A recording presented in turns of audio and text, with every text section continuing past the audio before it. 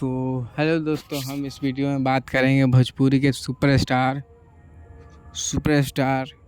चंदन चंचल जी के बारे में, जो कि इनका एक गाना चंदन चंचल ऑफिशियल चैनल से, अपने ही चैनल से एक गाना आने जा रहा है, जो कि गाना का नाम है बलमुआ जटेला पट्टी जलेला पट्टी पर्दार से, जो कि बहुत ही अच्छा गाना लग रहा है। जो कि टाइटल से पता चला है बलमुआ जलेला पट्टी पर्दार से। और यह गाना के लिखे हैं बहुत ही अच्छा राइटर, जो कि नाम है जिद्दी कुछ करके नाम है, और म्यूजिक दिए हैं रविराज देवा, जो कि बहुत ही अच्छा गाना म्यूजिक देते हैं रविराज देवा जी। और यह गाना चंदन चंचल ऑफिशियल चैनल से रिलीज किया जाएगा। और यह गाना के नाम है बनमुआ जलेला पट्टी पर्दार से, जो कि गांव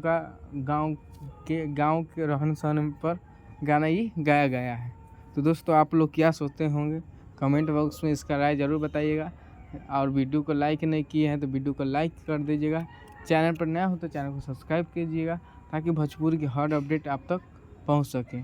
जय हिंद, जय भोजपुरी। धन्यवाद दोस्तों।